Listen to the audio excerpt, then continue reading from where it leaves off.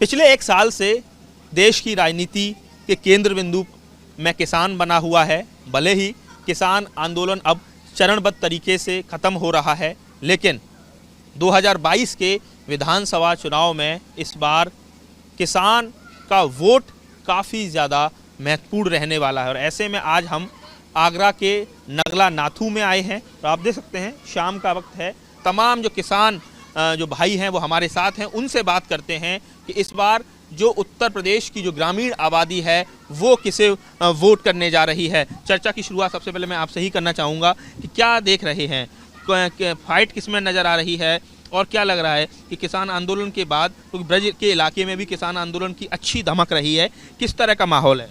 जी, मैं ये कहना चाहूँगा दोनों ही कई सरकारें हैं जो कि रह चुकी हैं उत्तर प्रदेश में, जैसे कि सपा सरकार रही है, फिर भाजपा सरकार रही है, बसपा सरकार रही है।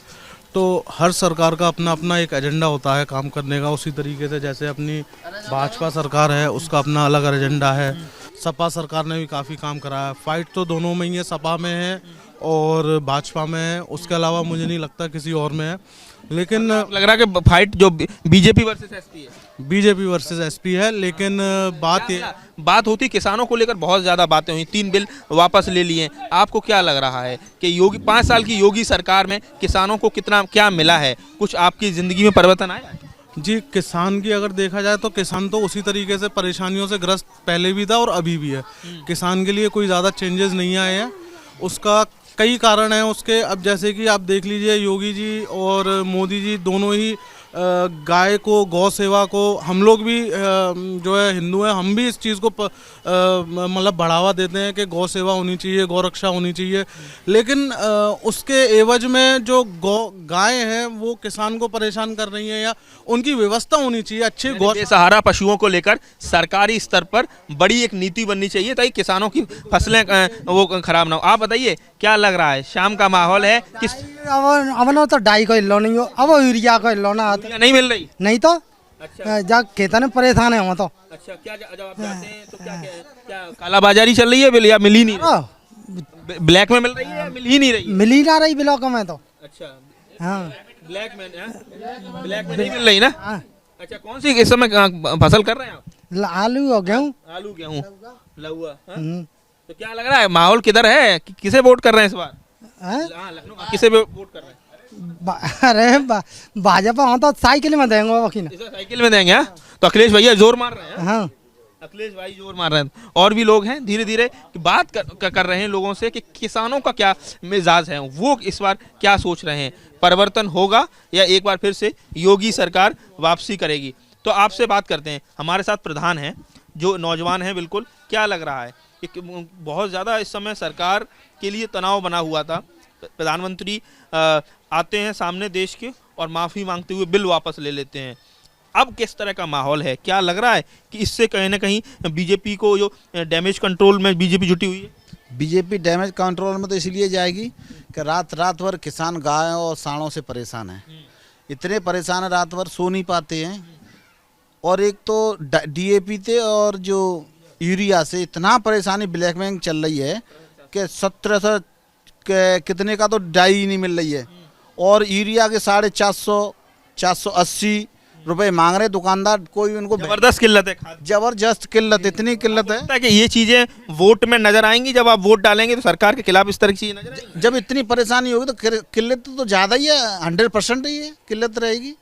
क्योंकि किसान इतना पीड़ित हो जाएगा तो क्या जानेगा। जे अपने कागज में और फॉर्मेलिटी अपनी कहते रहे कि हमने बहुत काम किया। वाले कहते हैं कि आय दोगुनी कर दी किसानों की। तो आपको क्या लगता है कि आप मानो सपोज साल में 1 लाख रुपए कमाते थे, 2 लाख हुए हैं आपके? मैं जो कह रहा हूँ 80,000 भी नहीं मिल रहे हैं, 2 लाख की तो बातें आ गई। किसान के तो खुद ही हालत खराब पड़ी है, बहुत ज़्यादा हालत खराब है। हाँ, हर चीज़ में महंगाई का बहुत ज़्यादा स्थिति बहुत ज़्यादा चरम पर चढ़ गई है। ये क्या आपको लग रहा है कि सत्ता विरोधी लहर में ये सारी जो समस्याएं हैं परिवर्तित होंगी? मुझे तो नहीं दिख रहा। आपको लग रहा है ना। फाइट किस में देख रहे हैं आप? फाइट तो का बीजेपी इसी तरीका से रही, इनका कुछ किसानों का इंतजाम नहीं हो पाया और गाय वायों का इंतजाम नहीं हुआ, तो बीजेपी मुझे तो कहीं नहीं दिख रही। बीजेपी कहीं नहीं दिख रही है। तो आप समझ सकते हैं गांव के प्रधान हैं, नाराजगी इस बात को लेकर है कि जो कहा जाए जो बेसहारा पशु हैं, सरकार कहती है ये आवारा पशु नहीं, ये बेसहारा पशु हैं कि जिन लोगों ने छोड़ रखे हैं इनको सहारा देना चाहिए। हालांकि अपने स्तर पर वो प्रयास करते हैं, लेकिन फिर भी नाराजगी और सारे मुद्दों को लेकर है। आप जिस तरह से प्रधान जी कह रहे हैं कि खाद मिल रही, आवारा जानवर भी लगातार पूरी फसल खा जा रहे हैं, तो ये सारी नाराजगी है।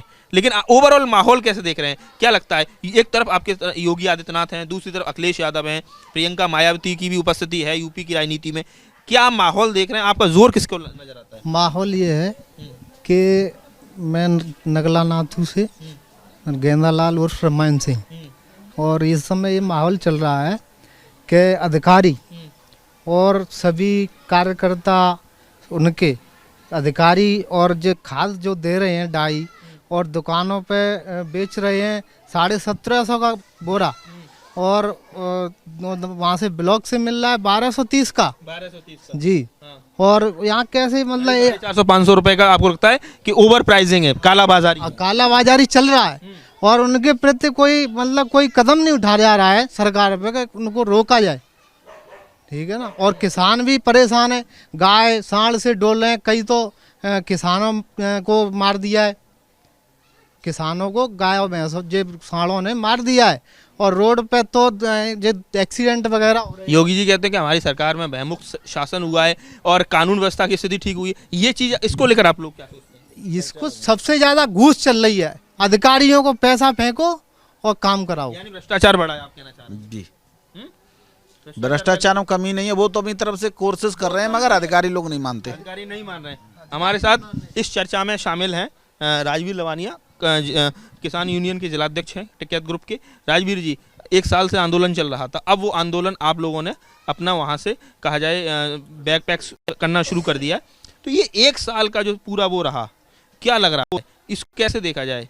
क्या इसको चुनावी मजबूरी माना जाए सरकार की, या ये माना जाए किसानों के जो कहा जाए अन्नदाता हैं देश के सामने, उनके सामने वो झुक गए, या इससे बीजेपी को फायदा हुआ? किस तरह से आप देखते हैं? देखिए, 1 साल पहले बता दूं कि ये हमारा भारतीय किसान यूनियन के कार्यकर्ताओं का, किसानों का ये टर्निंग पॉइंट था। ये लड़ाई जरूर हमने 3 कानून लेके और एमएसपी की लड़ाई थी, लेकिन असली जो वहाँ से जो ट्रेनिंग लेके हमारा जो कार्यकर्ता और हमारा जो पदाधिकारी आए हैं, जो अब गांव और देहात में, तो अब अगला जो हमारा जो टारगेट होगा वो यही होगा कि हम जनता के बीच में, किसानों के बीच में जा कर के जिस तरह से जो तमाम तरह का जो भ्रष्टाचार हुआ है, चाहे डीएपी को लेकर हो, चाहे जो सड़क जो बहुत बुरी हालत में है, तो उन पे जहाँ जो ठेकेदार, आपको कहना है कि किसानों की राजनीति एक बार फिर से सेंटर पॉइंट पर है और तमाम मुद्दों को लेकर अब किसानों के जो मुद्दे हैं उस पर किसान यूनियन लगातार एक्टिव रहेगी? बिल्कुल एक्टिव रहेगी। पूरी हमारी नज़र जो है, क्या लग रहा है, एक चुनावी माहौल चल रहा है, क्या किधर हवा बह रही है, बयार किधर बह रही है? नहीं, बयार तो आप देख ही रहे हैं कि जिस तरह से देश में RLD Samajwadi party versus BJP हो रहा है, किस तरह का इक्वेशन? मैं तो किसानों से कहूँगा कि जिस तरह से भारतीय जनता पार्टी की सरकार आप देख रहे हैं, उससे पहले कई सरकारें देखी, कांग्रेस की भी सरकारें देखी, लेकिन असली में जो है कांग्रेस की स्थिति देखी जाए तो इस 5 साल में कांग्रेस सबसे ज़्यादा रोड पे रही। अखिलेश जी भी रोड पे न तो बहुजन समाज पार्टी आई, न समाजवादी पार्टी आई।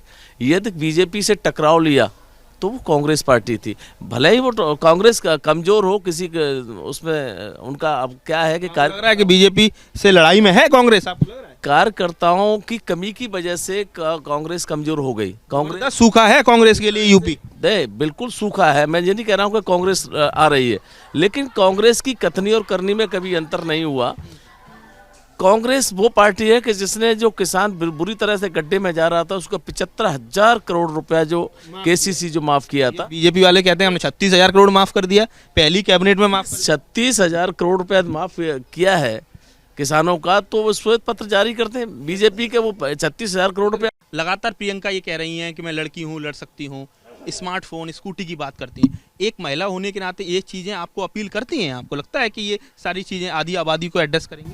नहीं, मुझे ऐसा नहीं लगता। एक्चुअली जो हमारी गवर्नमेंट है वो वोट इसके थ्रू लेती है कि वो जो हम लोग हैं ना उनके इमोशनल फैक्टर को जो है उसको टारगेट करती है ना। जैसे कि हमारी बीजेपी बोलती है कि हम हिंदू हैं, राम मंदिर पे वोट, प्रतीकों की राजनीति करती है, इमोशनल पॉलिटिक्स करती है। आप बताइए कि 5 साल होने को आई योगी सरकार को, पहले कहा जाता था कि लड़कियां रात में बाहर नहीं निकल सकती, बदलाव आया है? कुछ कॉन्फिडेंस पहले से बेहतर हुआ है कि आज भी लगता है कि हाँ रात में अगर अभी भी डर बना हुआ इसको लेकर, एंटी रोमियो स्क्वाड चलाया गया, मिशन शक्ति प्रोग्राम लॉन्च किए गए, एक क्या लगता है एक फीमेल के तौर पे आप क्या सोचते हैं? एज अ फीमेल, क्योंकि मैं एक अवेयर फीमेल हूँ, इस वजह से मुझे ऐसा नहीं लगता है। और मैं आप बताइए 5 साल की सत्ता में क्या कोई बदलाव आया है? गवर्नमेंट को लेके मुझे कोई सिक्योरिटी फील नहीं होती है। लोगों की बातों से पता चलता है कि कई सारे ऐसे कहा जाए जन आकांक्षाएं रही हैं, लोगों की उम्मीद थी, सरकार शायद उनको पूरी तरह से फुलफिल नहीं कर पाई है। फिर चाहे आवारा पशु एक बड़ी समस्या यहाँ निकल कर आए हैं, क्योंकि रातों रात जब दिन में चैन नहीं है, रात में उनको अपने खेतों की रखवाली करनी पड़ रही है।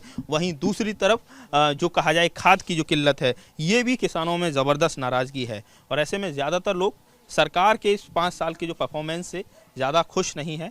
अब ये जिस दिन वोट पड़ेगा उस दिन तय होगा कि वोट किसे दे रहे हैं। कुल मिला के ये वो बेल्ट है जहाँ बड़े स्तर पर आलू की खेती होती है।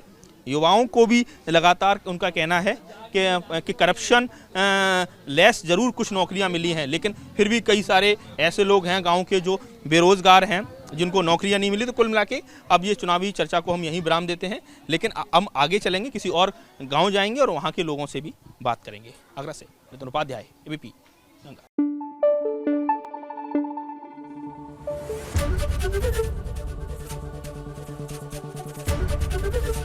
एबीपी गंगा, खबर आपकी, जुबान आपकी।